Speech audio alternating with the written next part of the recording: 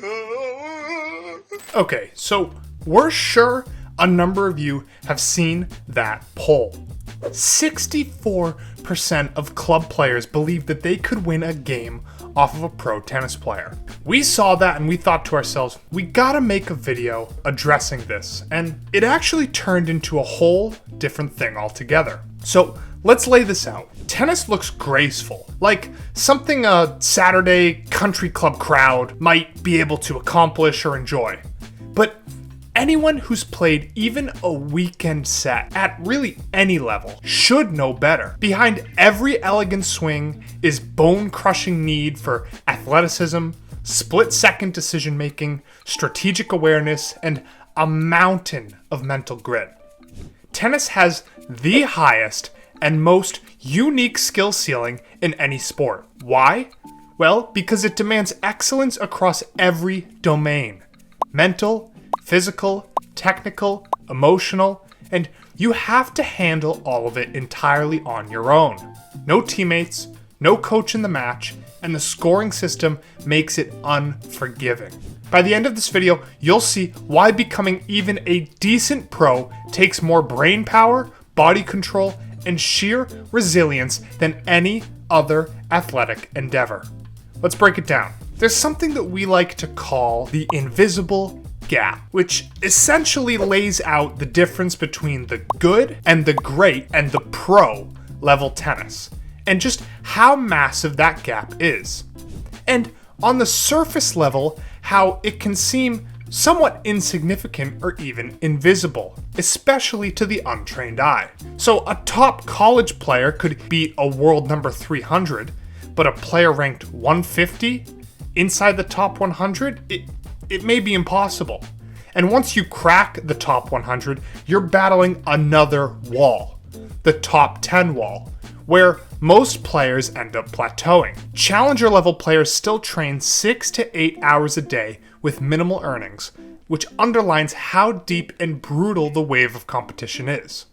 If you haven't experienced it, you can't believe how steep the climb gets.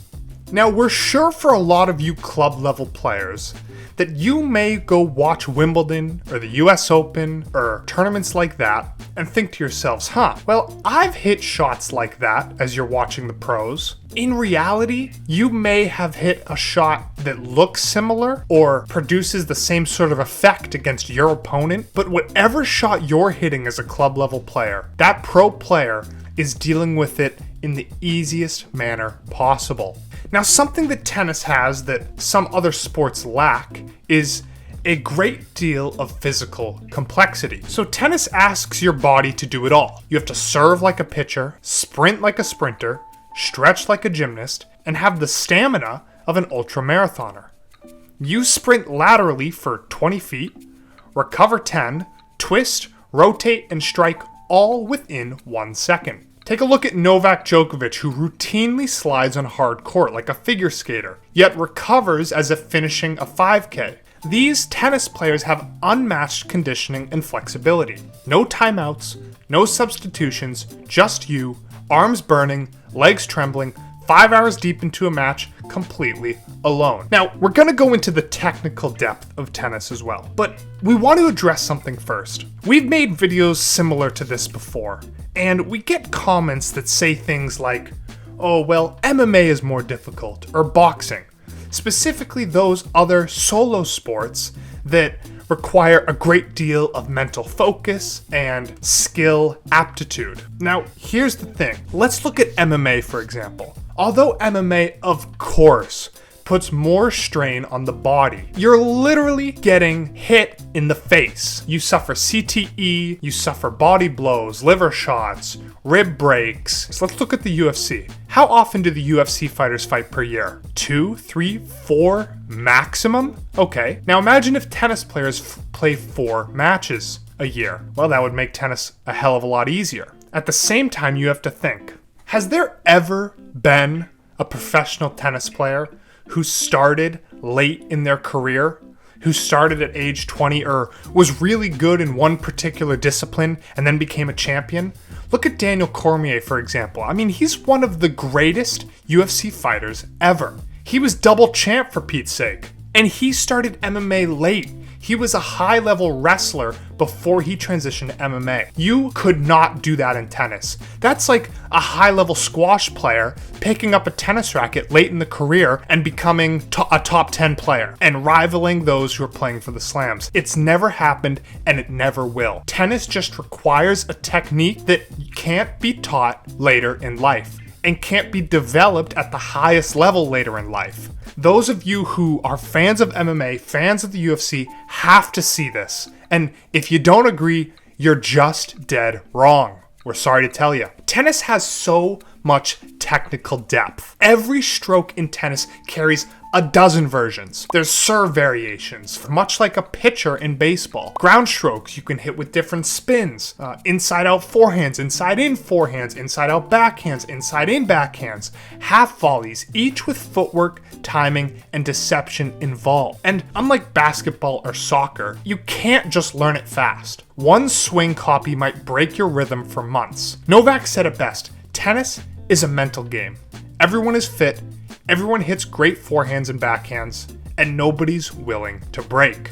Tennis has some of the most mental and emotional tension that exists in sports. So every sport has tension, but tennis, it accumulates point by point, and there's no clock to tell you when the game's over. Federer lost 2 match points at Wimbledon 2019 and still lost in the 5th set. Just 1 to 2 points can end your legacy. Nole once said he plays himself hardest mentally.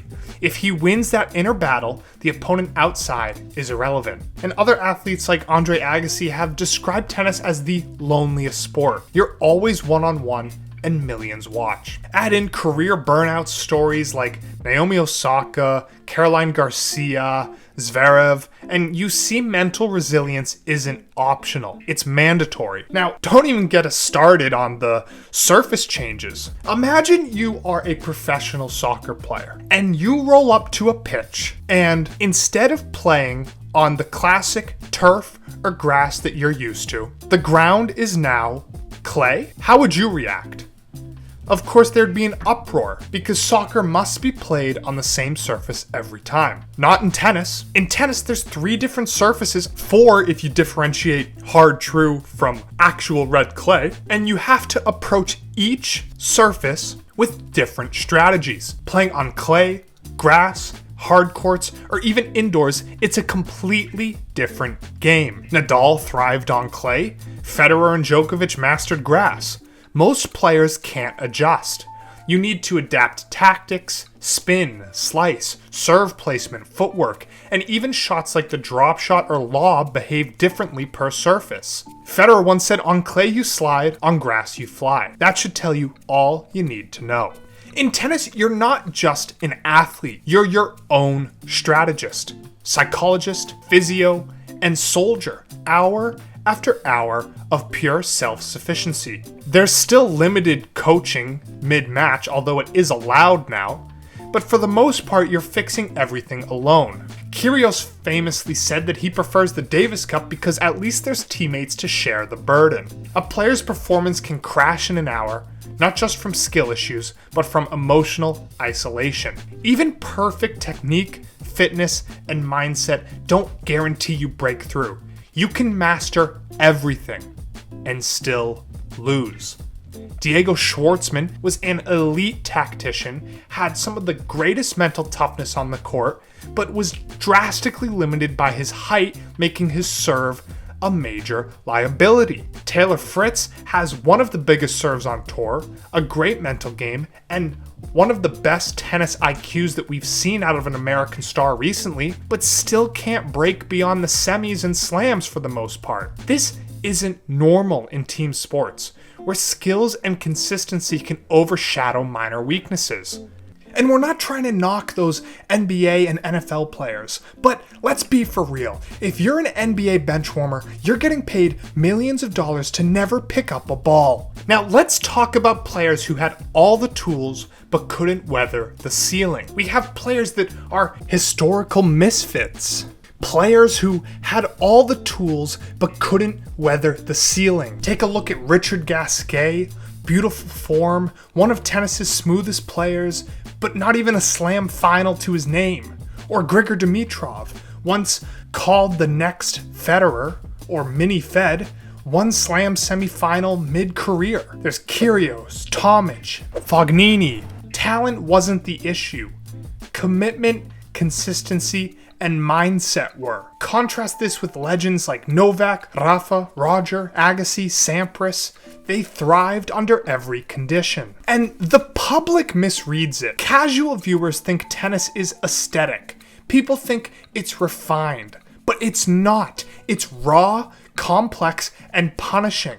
Most don't understand the split-second reading of spin, footwork, and frame contact that every player goes through on every single shot. The emotional toll of long matches with no support, and watching pros battling past 3 a.m. in tough serve rallies changes perception. Tennis is damn hard. And even the greatest struggle. Federer didn't win his first slam until 22 years old. Nadal's early clay dominance delayed his hardcourt rise. Djokovic wasn't unbeatable until mental and technical and dietary evolution happened. Sinner struggled early, then broke out. Even legends had to slowly scale the ceiling. So is tennis uniquely brutal? Absolutely. You can't fake it. You have to adapt. Strategize, endure. You must be able to beat yourself almost more than you beat your opponent. Tennis isn't just a game, it's a test of self-mastery on the most prolonged stage with the steepest ceilings in sports. If you ever doubted its complexity, go watch an ATP Clay quarterfinal challenger match between evenly matched players and keep a stopwatch on the mental toll. Game after game, it's unsparing. But what do you think? What's the single hardest skill in tennis? Footwork, serve, emotional control, head game? Drop a comment down below and let us know what you think. And make sure to like, share, and subscribe for more tennis breakdowns that cut deeper than the daily highlight reels. As always, this is Hot Take Tennis, where we don't just watch tennis, we break it down. See you next time.